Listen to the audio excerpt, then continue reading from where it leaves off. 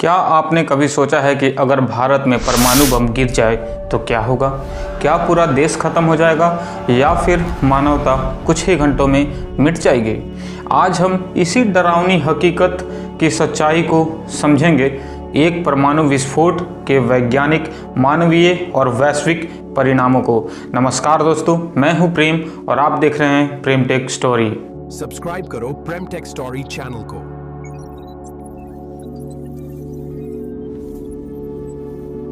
मान लीजिए सुबह का समय है, दिल्ली के लोग ऑफिस की तैयारी कर रहे हैं, ट्रैफिक सिग्नल पर गाड़ियां रुकी हुई हैं, स्ट्रीट वेंडर चाय बेच रहा है और अचानक आकाश में एक अजीब सी रोशनी चमकती है। एक सेकंड में इट्स ब्राइटर देन 1000 सन्स। कुछ ही पलों में पूरी दिल्ली राख और आग में बदल जाती है। यह कोई फिल्मी सीन नहीं बल्कि आज की दुनिया में एक वास्तविक संभावना है। जानते हैं कि एक परमाणु बम आखिर करता क्या है? जब एक परमाणु बम फटता है तो उसमें से यूरेनियम के एटम्स टूटते हैं, जिसे कहते हैं न्यूक्लियर फिजन। इसमें इतनी बड़ी ऊर्जा निकलती है कि तापमान करोड़ों डिग्री तक पहुंच जाती है। यह उतना ही तापमान होता है जितना कि सूरज के अंदर होता है। पहले कुछ सेकंड में ब्लास्ट रेडियस के अंदर आने वाली हर चीज, इंसान, बिल्डिंग, गाड़ियां, सब वाष्प बन जाती है। 20 किलो टन का बम अगर किसी एक बड़े शहर के अंदर फटे तो 10 किलोमीटर तक सब कुछ तबाह हो जाएगा। तो बात करते हैं कि आखिर एटम बम ब्लास्ट होने के बाद पहले चरण में आखिर क्या क्या हो सकता है। ब्लास्ट के बाद शॉक वेव लगभग 1000 किलोमीटर प्रति घंटा की रफ्तार से फैलती है। हवा का दबाव इतना ज़्यादा होता है कि बड़ी इमारतें कार्डबोर्ड की तरह उड़ जाती है। आग की लपटें पूरे शहर में फैलती है और जैसे किसी ने आसमान में सूरज को फोड़ दिया हो। लोग जो बचे हैं उनके शरीर पर 3rd डिग्री बर्न्स होते हैं। यही नहीं, सैकड़ों किलोमीटर दूर तक रेडिएशन का खतरा बन जाता है। पानी, खाना, मिट्टी, सब कुछ जहर बन जाते हैं। अगर हम लोग बात करें इसके दूसरे चरण के प्रभाव की, तो जब धुआं और मलबा ऊपर उठता है तो मशरूम का क्लाउड बनता है। यही क्लाउड रेडियो एक्टिव पार्टिकल्स लेकर कई राज्यों में फैल जाते हैं और बारिश के साथ जमीन पर नीचे गिरते हैं, जिसे कहा जाता है ब्लैक रेन। इस रेडियो एक्टिव फॉलआउट में कैंसर, जन्मदोष, जीन म्यूटेशन तक हो सकता है। कल्पना कीजिए कि अगली पीढ़ी इसकी सजा झेलती रहेगी। जापान के हिरोशिमा और नागासाकी में आज भी ऐसे लोग मिलते हैं जो उस रेडिएशन का असर झेल रहे हैं। इसका तीसरा चरण और भी खतरनाक है, जिसका असर देशव्यापी होता है। अब सोचिए, अगर यह दिल्ली या मुंबई जैसे शहरों में हुआ तो सिर्फ एक शहर नहीं बल्कि पूरी अर्थव्यवस्था ठप हो जाएगी।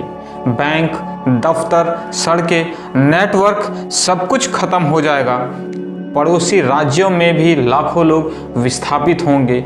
देश के अस्पताल, सेना और सरकार, सब कुछ ओवरलोड हो जाएगा। और सबसे बड़ा डरावना, देश में अफरा तफरी, गलत जानकारी और दहशत का माहौल बन जाएगा।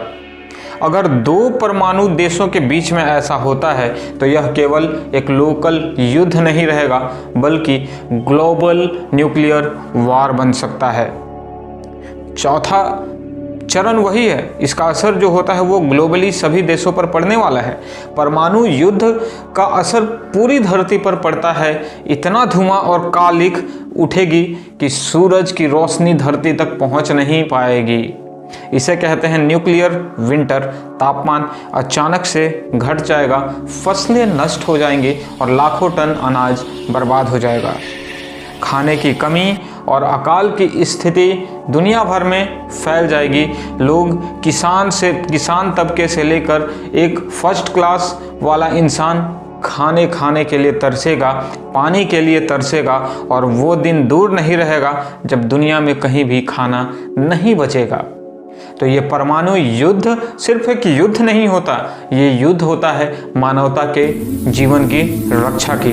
कोई भी 2 देश अगर परमाणु युद्ध करें तो वो सिर्फ दो देशों के बीच का युद्ध नहीं रह जाता, बल्कि पूरे विश्व में शांति का माहौल को खत्म करने का एक जरिया बन जाता है। कई वैज्ञानिकों ने भी कहा है कि अगर पूरी तरह से परमाणु युद्ध हुआ तो मानव सभ्यता बच नहीं पाएगा, पूरी की पूरी दुनिया का नक्शा बदल जाएगा। तो आखिर हम लोग बात करते हैं कि इसका समाधान क्या है। दो देशों के बीच में अगर परमाणु युद्ध होता है तो तीसरा और चौथा देश आखिर कर क्या सकता है? क्या हमारे पास कुछ सॉल्यूशन होगा कि परमाणु युद्ध से बचने का, अपने जीवन को बचाने का, अपनी सभ्यता को बचाने का, अपने पड़ोसी देशों को बचाने का? तो परमाणु युद्ध से बचने का एकमात्र तरीका है दोस्तों, रोकथाम और संवाद।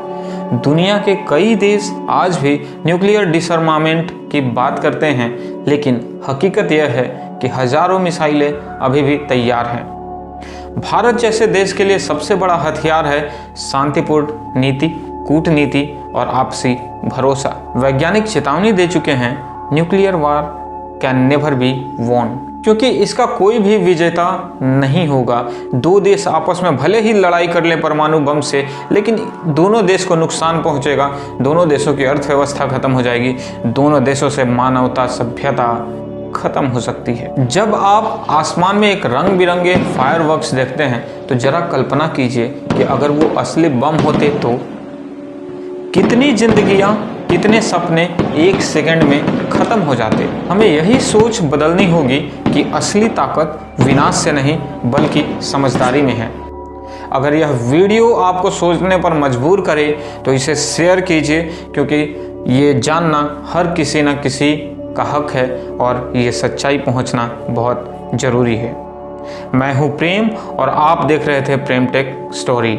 मिलते हैं किसी नए वीडियो ज्ञान विज्ञान की बातों के साथ। तब तक अपना ध्यान रखिए और चैनल पर अगर आप नए थे तो एक सब्सक्राइब करके हमें सपोर्ट कीजिए।